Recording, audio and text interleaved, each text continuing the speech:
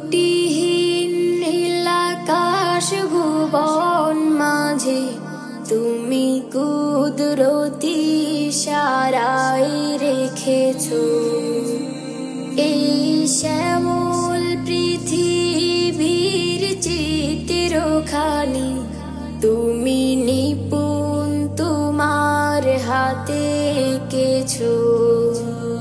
ওগো আল্লাহ শুকর তোমার আমার যে মুসলিম করেছো। ওগো আল্লাহ